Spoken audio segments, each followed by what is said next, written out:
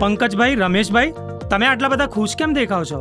અરે ભાઈ, આ વખતે મેં કપાસ, મગફળી, શેરડી, કેળ, બટાટા, ઘઉં, ડાંગર અને શાકભાજી જેવા પાકમાં IPL પોલીહેલાઇટનો ઉપયોગ કરેલો, જેનાથી પાકની ઉપજ અને ગુણવત્તામાં વધારો થયો છે. મેં પણ શેરડી, ડાંગર, ઘઉં, શાકભાજી, કેરી અને દાડમમાં પોલીહાઇલાઇટ વાપર્યું હતું.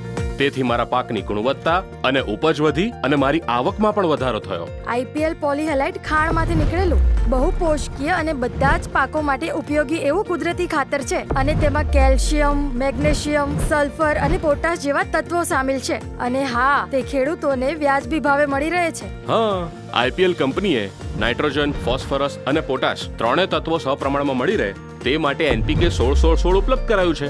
ઘણા ખેડૂતો તો તેને ડ્રીપમાં પણ વાપરે છે. IPL પોલીહેલાઇટ અને NPK 16-16-16 ને ભેગા કરીને પાકને આપવાથી પાકને નાઇટ્રોજન, ફોસ્ફરસ અને પોટાશ ઉપરાંત કેલ્શિયમ, મેગ્નેશિયમ અને સલ્ફર જેવા તત્વો એક સાથે મળી રહે છે. તેનાથી કયા કયા ફાયદાઓ થાય છે? NPK 16-16-16 અને IPL પોલીહેલાઇટના ઉપયોગથી પાકની રોગ પ્રતિકારક શક્તિ વધે છે, જેનાથી પાકની ઉપજ અને ગુણવત્તામાં વધારો થવાથી ખેડૂતોની આવકમાં પણ વધારો થાય છે.